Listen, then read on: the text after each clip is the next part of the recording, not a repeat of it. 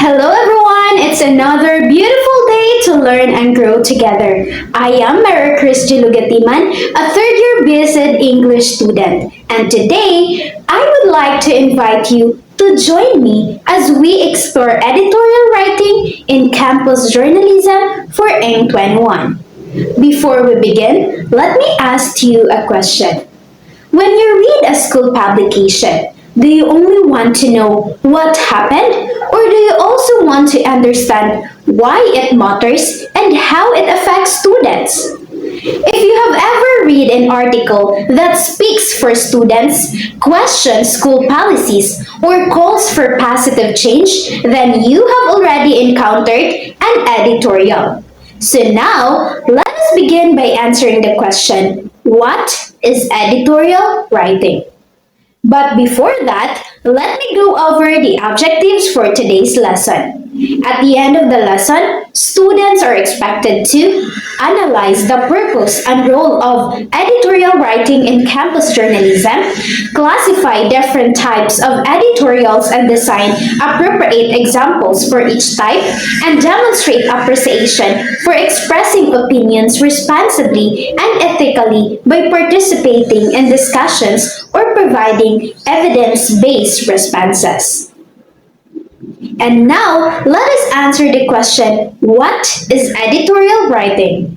So when we say editorial writing, it is a type of opinion journalism that communicates the official stance of a publication's editorial board on a particular issue. In campus journalism, editorials represent the collective opinion of the student publication on issues that affect students, school policies, and even broader societal concerns. Unlike news writing, which is purely factual, editorial writing is persuasive and interpretative. This means that it does not only present facts, but it also explains their significance. However, editorials must still be evidence-based to maintain credibility. According to Harrower and Illman in 2018, editorials are usually unsigned because they reflect the shared voice of the editorial board rather than the opinion of a single writer. To illustrate this difference, consider this example. A news article may state the university announced new cafeteria rules. This sentence simply reports the event. While in contrast, an editorial would say the new cafeteria rules limit student choice and affordability. The administration must reconsider these changes to ensure fair access for all students. This example shows that editorial writing combines critical thinking, research, and persuasive communication. And now that we understand what editorial writing is, let us discuss its nature and purpose in campus journalism. First, editorial serves as the voice of the student body. They represent shared concerns and opinions of students. For example, an editorial may express students' views regarding limited academic resources. And second, editorials promote critical discussion. They encourage students to analyze school policies, decisions, and social issues instead of simply accepting them. And third, editorial writing acts as an accountability tool. Through editorials, student publications can hold school administrators, teachers, or student leaders responsible for their actions. Editorials also foster civic engagement by teaching students how to responsibly express their views. Additionally, they function as a problem-solving platform by offering practical solutions to campus issues. For instance, when tuition fees increase, the editorial board may analyze the reasons behind the increase and propose student-friendly alternatives. According to Rich in 2016, editorial writing encourages informed debate and strengthens democratic participation. And next, let us look at the characteristics in an effective editorial. A strong editorial presents a clear position from the beginning so readers immediately understand the stand of the editorial board. It focuses on relevant and timely issues that affect students directly. Now, in addition, effective editorials use logical and structured arguments where each paragraph supports the main idea. They rely on evidence based reasoning, such as surveys, official documents, or expert opinions.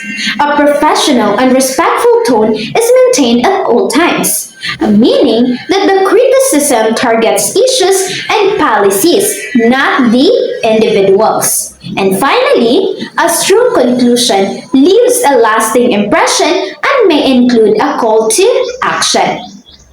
Now, as a reminder to all people out there, always verify facts before publishing.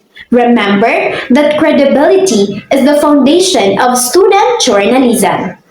Now, there are types of editorials. So, editorials in campus journalism may be classified into five main types.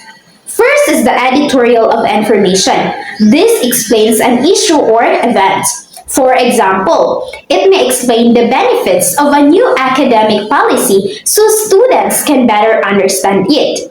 Second is the editorial of interpretation. This analyzes the significance of an issue.